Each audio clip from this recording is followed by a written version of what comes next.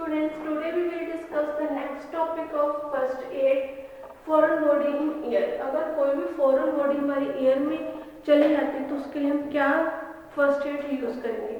First जो foreign bodies है, children जो मोस्टली जो छोटे चिल्ड्रंस होते हैं 3 से 5 इयर्स तक के जो चिल्ड्रंस होते हैं वो क्या करते हैं, जो फॉरेन बॉडीज है उनको अपनी बॉडी में पुश कर लेते हैं। पुश फॉरेन बॉडीज लाइक जैसे पी, ग्राम्स, बीड्स, बटन्स,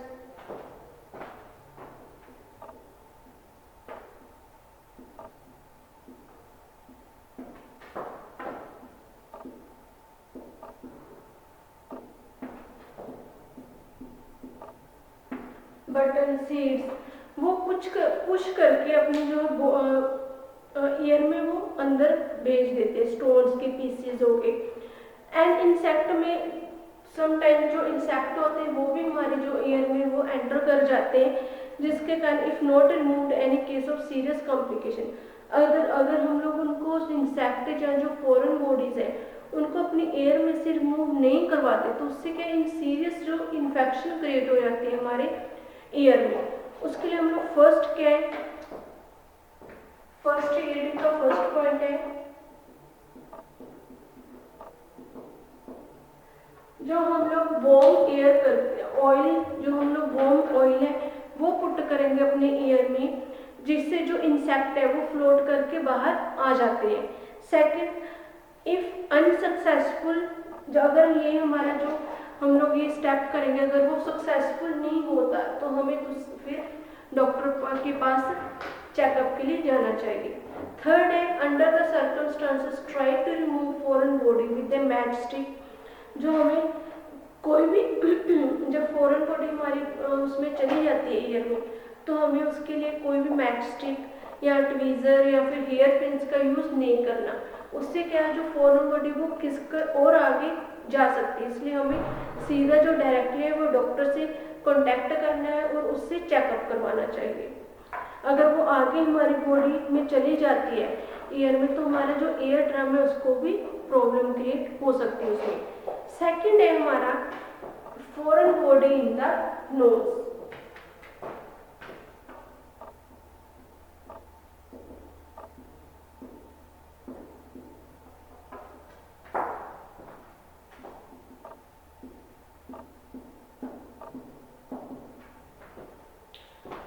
अगर जो फॉरेन बॉडी क्या है, जो चिल्ड्रंस होते हैं वो मेनली पुश कर लेते हैं फॉरेन बॉडीज, जैसे P, gram, buttons, stone, small coin into their nose, वो हमारे जो अपने नोज में जो आर्टिकल्स हैं वो पुश कर लेते हैं।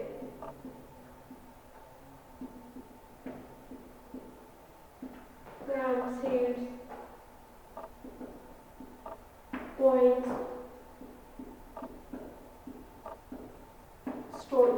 ये सारी चीजें वो अपनी जो नोज में पुश करके डाल लेते हैं, जिससे क्या होता है, जो पेशेंट अनकंफर्टेबल फील होता है, पेन होती है, इरिटेशन होती है नोज में। देयरफॉर अगर कोई भी हमारे जो ब्लीडिंग भी हो सकती है, अगर जो हम लोग कई बार जो चिल्ड्रन को शार्प जो ऑब्जेक्ट है वो अपनी नोज में अगर डाल लेते हैं, जैसे pin, nail, needle, broken glass, तो उससे जो है वो ज़्यादा चांसेस ब्लीडिंग के हो जाते हैं। इसके लिए फर्स्ट एड हम लोग क्या यूज करेंगे,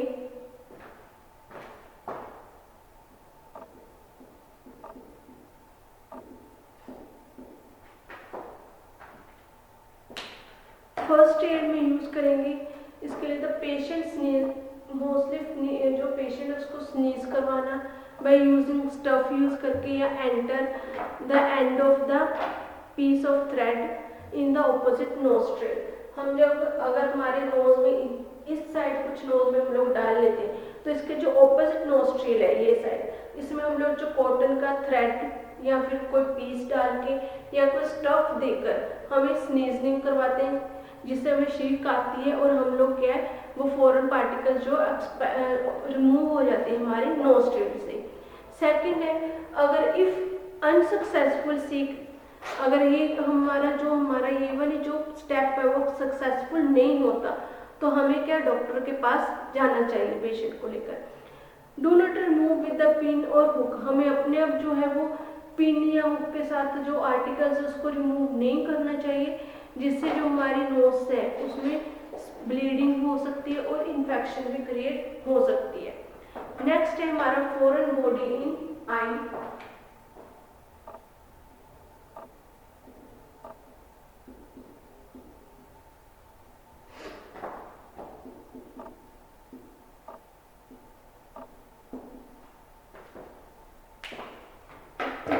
जो फॉरेन बॉडी आईज है, आईज में जैसे डस्ट पार्टिकल्स चले जाते हैं, डस्ट के, would, stone, coal,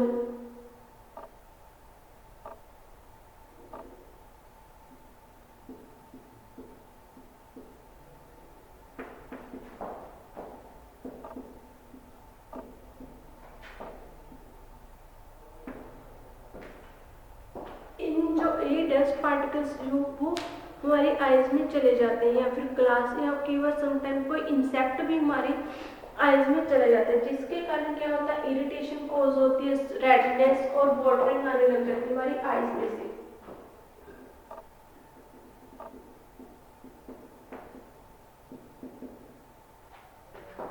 irritation,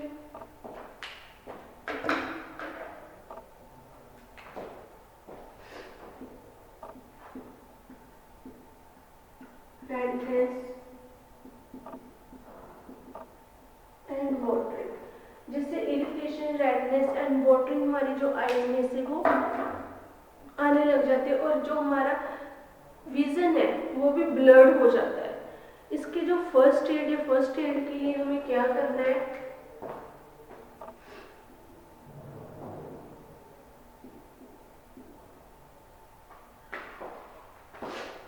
first aid में है जैसे हमारे make the patient sit in the chair. Firstly हमें जो पेशेंट है उसको चेयर पे बिठा देना है। Second, ask him not to rub the eyes, हमें जो आइज उससे रब नहीं करना, अगर हम लोग रब करेंगे वो जो पार्टिकल्स हैं उससे ज़्यादा इरिटेशन होगी और ज़्यादा प्रॉब्लम क्रिएट होगी। थर्ड है gently wipe the foreign body out with a wisp of cotton wool or with the folded corner of the clean handkerchief।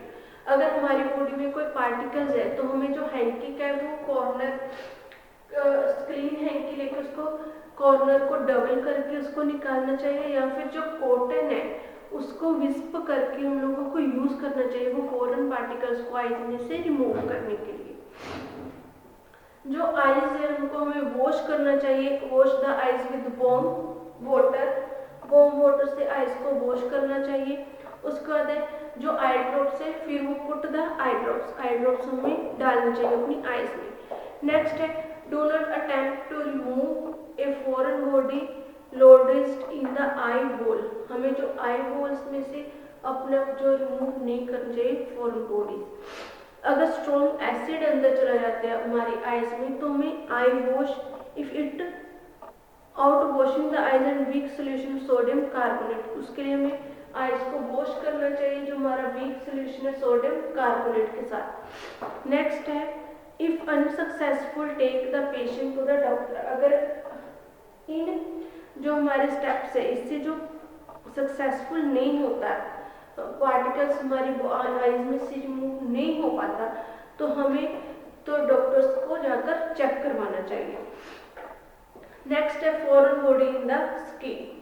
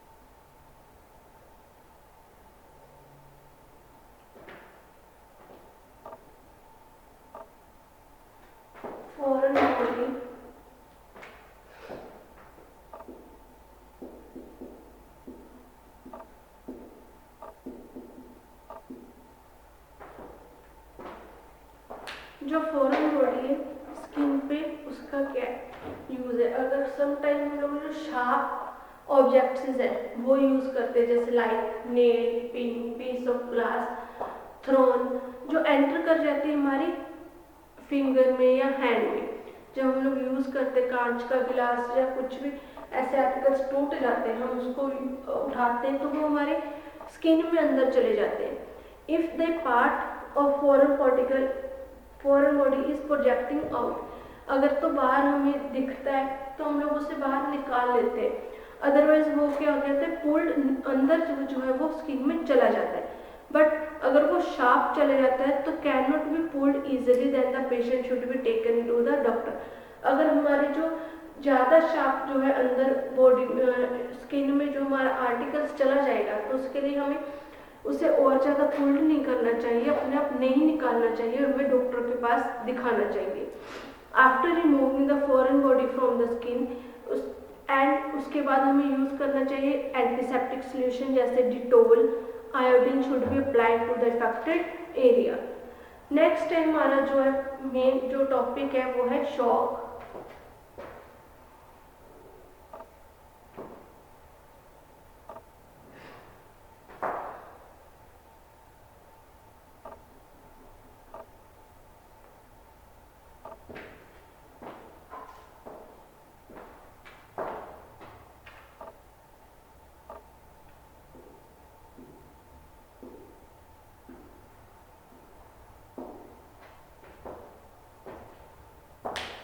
Next है शॉक। शॉक क्या, एक ऐसी shock is defined as a condition of severe depression of vital functions of the body due to the poor circulation of the blood। जब हमारी blood की पोर circulation हो जाती हैं उसके कारण कुछ जो हमारी बॉडी के पार्ट्स हैं, वाइटल फंक्शंस हैं, वो प्रॉपरली फंक्शन नहीं कर पाते बॉडी के पार्ट्स, जिसके कारण जिसे हम लोग बोल देते shock. The inadequate blood supply of the body organ and the tissue from the oxygen and other nutrients required by the body to carry out routine metabolic activities. Shock may be due to excessive loss of blood as occur after internal or external hemorrhage। जो shock है जब हमारी जो body में proper poor blood circulation,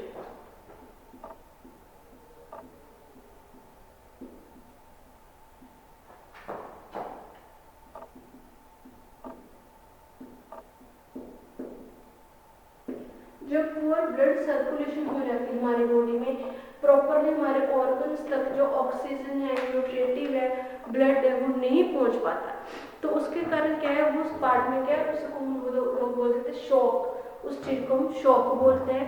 and ये होता है जो शॉक कब लगता है, जब एक्सेसिव लॉस ऑफ ब्लड हो जाए।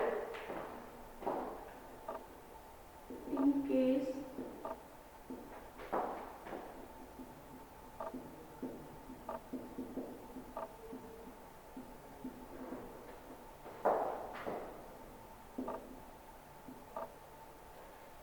excessive loss of blood due to the injury due to internal और external bleeding। इंटरनल और एक्सटर्नल ब्लीडिंग में क्या है, जैसे कोई हेड इंजरी या चेस्ट इंजरी हो जाती है जब बॉडी में, या फिर डिहाइड्रेशन हो जाती है due to severe diarrhoea, vomiting के कारण, बर्न्स, इलेक्ट्रिक शॉक, पॉइजनिंग के कारण, या फिर जो हमारे पास बैक्टीरियल इन्फेक्शन के कारण जो हमारे बॉडी में ब्लड का लॉस हो जाता है, उससे भी हमें जो है वो शॉक हो सकता है हमारी बॉडी को।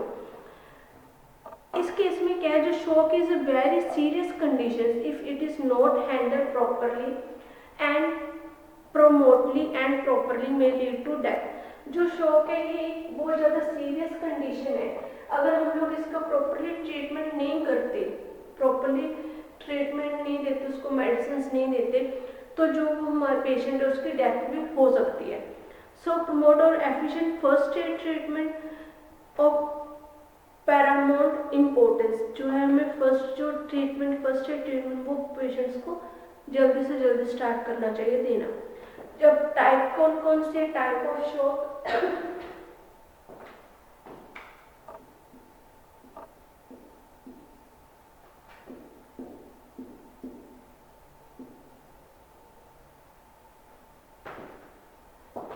फोर्थ टाइप है, फर्स्ट है हेमोरेजिक शॉक।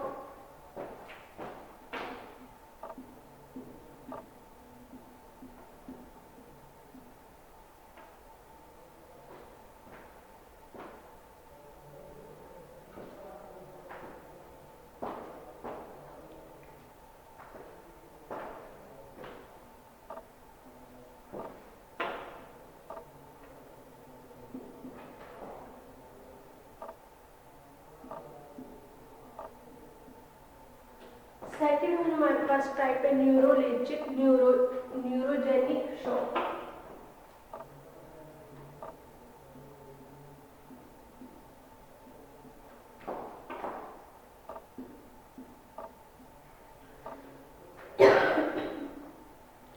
जो थर्ड टाइप है हमारे पास वो है anaphylactic shock and toxic shock.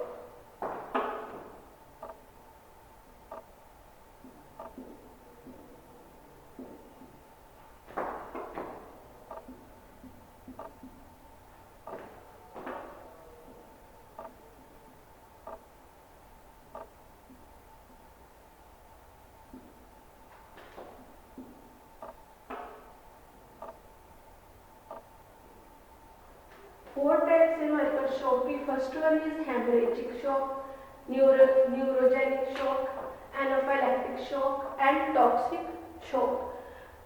जो बट मेनली 3 या 2 मेन टाइप्स ऑफ शॉक, जो मेनली 3 टाइप के जो शॉक्स हैं वो हमारे पास मेनली 3 टाइप के। फर्स्ट है न्यूरोजेनिक शॉक। न्यूरोजेनिक शॉक क्या होते हैं? When nerve are involve but there is no blood loss. इसमें नर्व इन्वॉल्व तो होती है बट इसमें जो लॉस नहीं होता, किसी भी ब्लड का लॉस नहीं होता। हेमरेजिक जो शॉक है उसमें क्या है? When there is excessive loss of blood due to the severe injury. ज़्यादा इंजरी के कारण जब बहुत ज़्यादा इंजरी हो जाती है, बर्न्स हो जाते हैं, जब डिहाइड्रेशन हो जाती है, उसके कारण जो ब्लड है वो लॉस होता है हमारी बॉडी में से, तो उसे हम बोल देते हैं हेमरेजिक शॉक। थर्ड वन है हमारे पास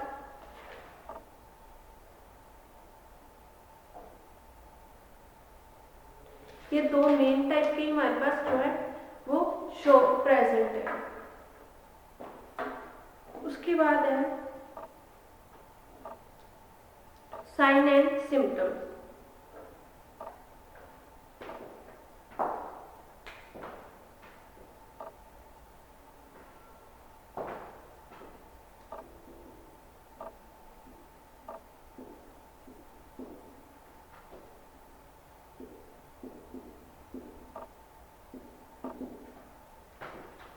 शॉक के मेन जो टाइप साइन एंड सिम्टम्स क्या क्या है? फर्स्ट वन है शॉक इंक्लूड ड्राइनेस माउथ का dryness of mouth, blueness of lips, paleness of skin, coldness of skin.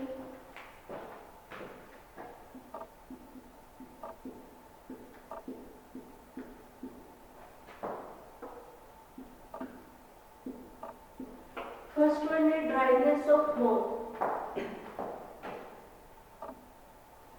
Second one में हमारे पास इसके साइन एंड सिम्टम्स है वो है ब्लूनेस, लिप्स का ब्लू कलर में होना, पेलनेस ऑफ स्किन, एंजाइटी होना, डिफिकल्टी ब्रीथिंग में डिफिकल्टी हो जाना, प्यूपल्स डायलेटेड, जो प्यूपल का साइज है वो डायलेट हो जाता है, ज़्यादा जो स्किन में ज़्यादा सर्दी लगना, कोल्डनेस एंड फास्ट जो पल्सेस है वो फास्ट हो जाती है, या फिर and loss temporary loss of consciousness, जो ब्लड प्रेशर है वो जनरली लो हो जाता है, and drop of perspiration appears in lips, forehead, palms, sole and armpits.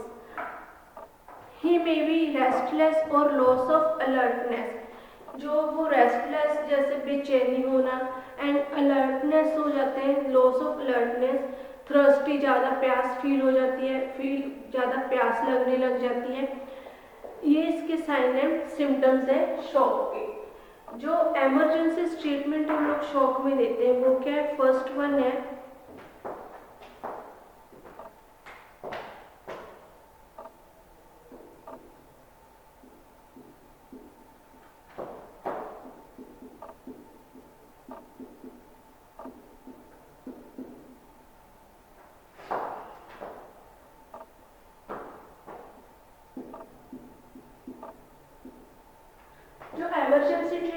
है शॉक का। फर्स्ट वन है इसमें रिमूव द जो पेशेंट है उसको हम लोग वेंटिलेटेड जो एरिया वहां पर लेके आएंगे टू वेल वेंटिलेटेड एरिया में, एंड जो क्राउड है उसको रिमूव करेंगे and provide the ventilation and relief, उसको फियर से रिलीफ करवाएंगे, एंजाइटी ऑफ द पेशेंट्स उसको रिलैक्स फील करवाएंगे, और वेंटिलेटेड जो एरिया वहां पर हम पेशेंट्स को लेकर आएंगे। नेक्स्ट है जो पेशेंट उसे क्वाइट करेंगे, लिटा देंगे फ्लैट पोजीशंस पे with the load and turn to the side, raise the legs slightly upward by keeping the pillow and under the legs as to improve blood circulation।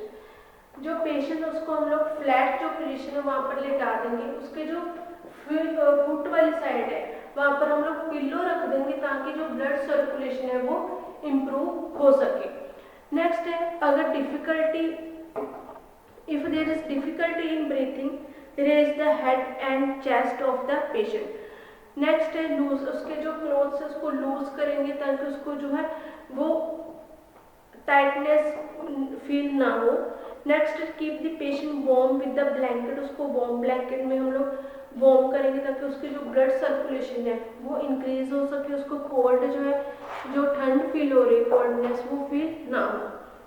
Next do not get either hot और cold drink to the patient because he may required an emergency operation by the doctor.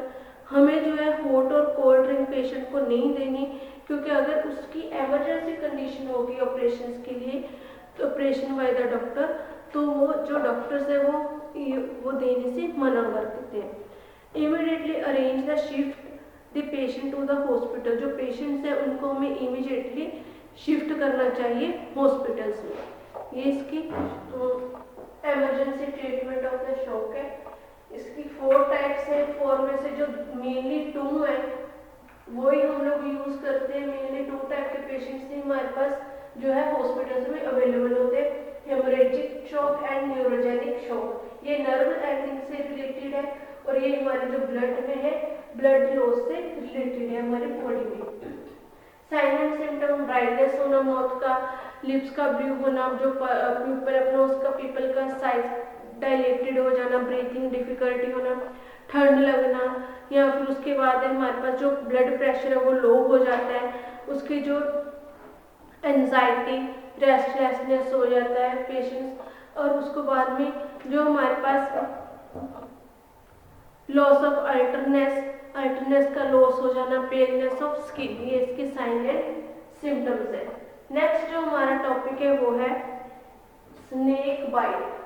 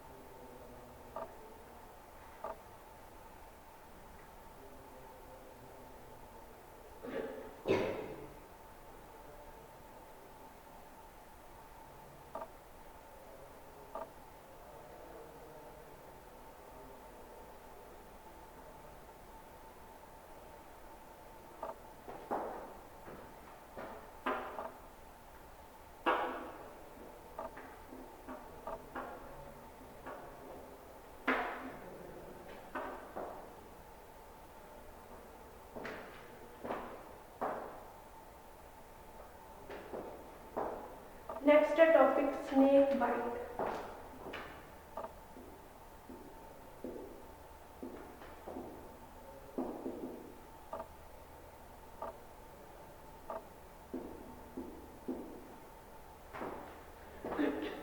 Snake bite जो हमारी India है उसमें, जो India में 2500 जो 2,500 हमारी species है स्नेक्स की।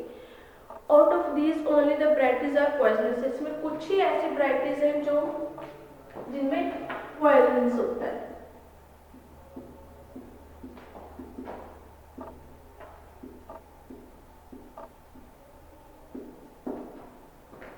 कुछ ऐसी वराइटीज हैं जिनमें जो पॉइजन्स होते हैं स्नेक की, जो पॉइजनस स्नेक है are found all over the world. और सी स्नेक जो मेनली सी स्नेक्स होते हैं वो पॉइजनस होते हैं। इसमें most snakes bite but only if they are provoked.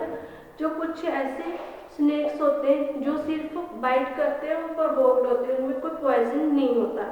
The bite of all snakes is not poisonous because when the snake bite in its self defence. जो snakes bite करते हैं वो क्यों करते हैं, वो अपने सेल्फ डिफेंस के लिए जो ह्यूमन बीइंग को बाइट करेंगे। एंड लिटिल और नो विनोम मीन्स होता है यहाँ पर जहर, पॉइजन। विनोम का मीनिंग है यहाँ पर poison. Is injected into the body. वो क्या करते हैं, लिटिल बट या फिर नो अमाउंट में जो पॉइजन है वो इंजेक्ट करते हैं बॉडी, विक्टिम की बॉडी में।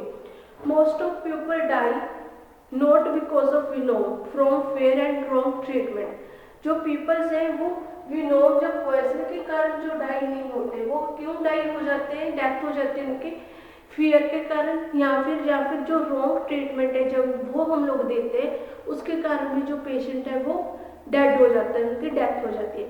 अगर हमें जो mostly in case of snake bite the type of snake must be identified. Snake bite के जब भी हम लोग ट्रीटमेंट करते हैं हमें उसके जो है स्नेक के टाइप का पता होना चाहिए और उसके पॉइजन के बारे में हमें नॉलेज होनी चाहिए जिससे हम लोग उसको ट्रीट कर सकें। ये जो हम टॉपिक है ये नेक्स्ट लेक्चर में कंटिन्यू करेंगे। यहाँ पर जो हमारा ये लेक्चर आज तक फिनिश हो गया। नेक्स्ट लेक्चर में हम लोग स्नेक बाइट के बारे में डिस्कस करेंगे। Thank you.